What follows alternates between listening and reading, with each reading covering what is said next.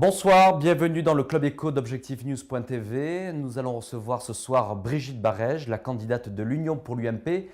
Semaine spéciale dans Objectif-News.tv consacrée aux élections régionales, un scrutin qui aura lieu les 16 et 21 mars prochains. L'occasion aussi avec la sortie de Objectif News chez les 1200 diffuseurs de presse de la région Midi-Pyrénées avec un dossier largement consacré aux élections régionales, programme économique, réseau économique des candidats, un numéro incontournable. Alors nous recevons ce soir dans le Club de l'économie un candidat chaque soir. Ce soir nous recevons Brigitte Barège, bonsoir. Bonsoir. La campagne a démarré. Brigitte Barège, il y a quelques semaines lorsque vous présentiez votre liste devant les médias, devant la presse, vous évoquiez que votre principal adversaire était l'abstention. Qu'en est-il aujourd'hui ? Je crois qu'effectivement, cette élection, comme pour les européennes, est une élection qui ne concerne pas, à tort d'ailleurs, les électeurs. La région leur semble une institution bien lointaine, alors qu'en réalité aujourd'hui, et avec la réforme des collectivités territoriales, c'est une région, c'est une collectivité qui aura un gros pouvoir. Elle l'a déjà, mais elle pourrait l'avoir encore plus. Donc notre enjeu encore, sur quelques semaines qui restent, c'est vraiment d'intéresser les électeurs. Alors justement, il reste 2 semaines avant le scrutin du 14 mars. Brigitte Barège, n'éprouvez-vous pas aujourd'hui des difficultés sur ce terrain de cette campagne électorale lorsque vos adversaires veulent vous mener dans un enjeu national avec des vents contraires, un président de la République plutôt affaibli? Comment vous faites face justement par rapport à un enjeu régional mais que certains veulent amener à un enjeu national? C'est le jeu politicien, mais moi je dis justement que s'il y a vote sanction, on doit sanctionner le sortant. Voilà un président qui est à la tête de cette région depuis 12 ans et que je considère qu'aujourd'hui, alors qu'il y a des enjeux majeurs sur le plan d'emploi, essentiellement sur le plan de l'économie, et alors que la compétence d'économie est une compétence régionale, eh bien j'assiste à un immobilisme, à une inertie, à un gaspillage d'argent public qu'il faut dénoncer. Et s'il y a vote sanction, ce n'est pas moi qu'il faut sanctionner, mais c'est le président sortant. Alors Brigitte Barège, vous avez évoqué à plusieurs reprises durant votre campagne électorale que justement il ne fallait pas que la région Midi-Pyrénées soit en contre-pouvoir aujourd'hui de l'État et de l'action du gouvernement. Est-ce que vous considérez qu'aujourd'hui la région Midi-Pyrénées est mal servie parce qu'elle ne serait pas dans la même sensibilité politique que le gouvernement ? Je pense sincèrement qu'aujourd'hui, alors qu'on est dans une véritable guerre économique, on voit bien que la crise de 2008 est encore là, même si les effets en ont été atténués, fort heureusement d'ailleurs, grâce à la politique du gouvernement, grâce au plan massif de soutien des banques, grâce au plan de relance, grâce à tout ce qui a été fait pour soutenir l'industrie automobile par exemple. On voit qu'on a des perspectives qui arrivent avec le grand emprunt, donc qui va permettre de financer nos entreprises innovantes, les défis du futur, les véhicules propres, l'aérospatial, l'aéronautique, tout cela.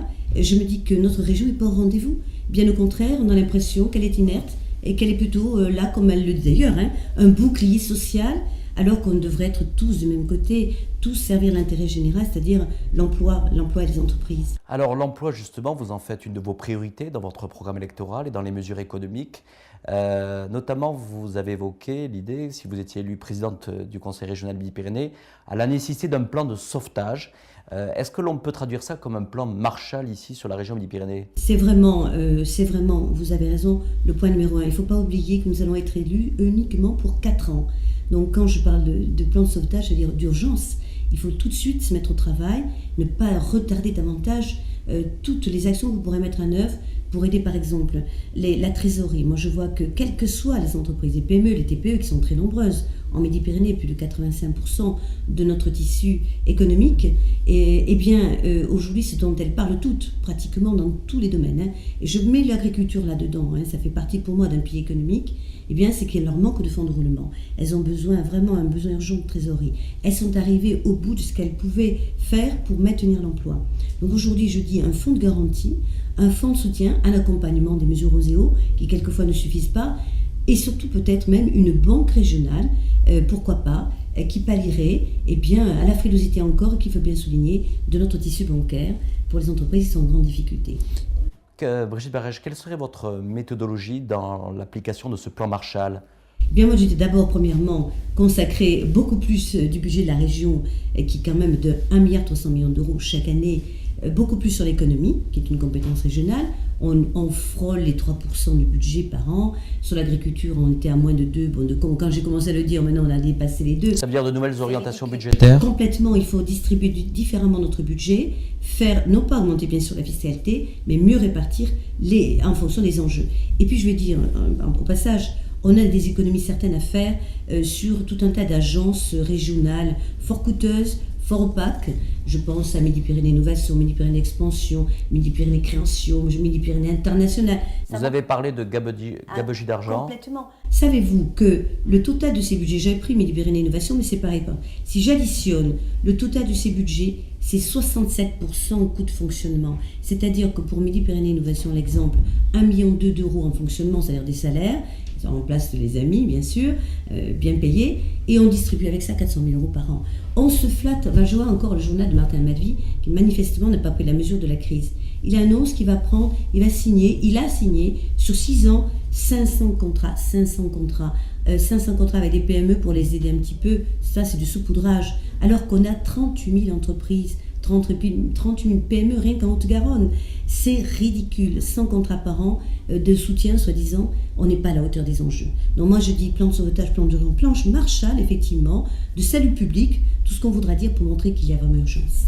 Brigitte Barège, vous êtes également députée maire de Montauban.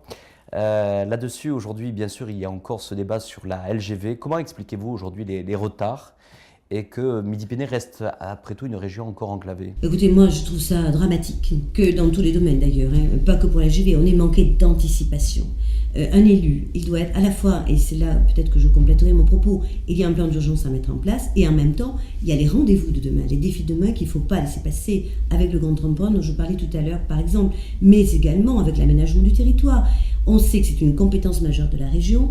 On est encore à voir arriver, débouler les 5 autoroutes de la région Midi-Pyrénées sur le périphérique toulousain, sans passer que peut-être il faudrait envisager des mesures pour éviter cette saturation. C'est un dessin qu'il faut faire pour les années à venir. Bien sûr, tout ne va pas se faire en 4 ans, mais pour la LGV, c'est un cas typique de manque d'anticipation. Est-ce qu'aujourd'hui la responsabilité n'est pas collective? Attendez, quand j'entends Martin Madvy qui dit que c'est lui qui a initié le mouvement LGV en 2000, mais attendez, il est au pouvoir depuis 1998, pendant 4 ans, c'est seulement en 2003 que Douste Blazy, à l'époque, a pris l'initiative, alors ministre et maire de Toulouse, de pouvoir inscrire au comité CAD d'été ce plan LGV 2003, alors que Martin Madvy était déjà président de la région depuis 1998 et que c'était un gouvernement, un gouvernement socialiste jusqu'en 2002.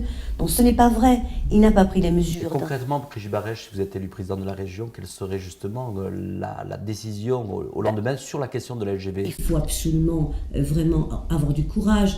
Elle est dessinée, le fuseau est dessiné, c'est un jeu de dupes. Le fuseau est dessiné de Paris à Bordeaux jusqu'à Toulouse. Il y a un tronçon qui n'est pas terminé, soi-disant, mais on sait très bien qu'il existe déjà, mais on le cache pour l'instant parce qu'il y a les régionales. C'est le tronçon dans mon département. Parce qu'on ne veut pas déplaire à Jean-Michel Bailly qui veut mettre la gare à un endroit qui ne correspond pas du tout à l'implantation normale qui devrait être. Donc je dis qu'aujourd'hui, manque d'anticipation, manque de courage politique. Être en politique, à mon avis, c'est pour agir. On n'a pas le temps d'attendre. On est là pour faire avancer les choses. Or, sur tous les grands enjeux, vous parlez de la LGV, mais sur le deuxième aéroport toulousain, le débat est encore ouvert. Arrivera-t-il pas?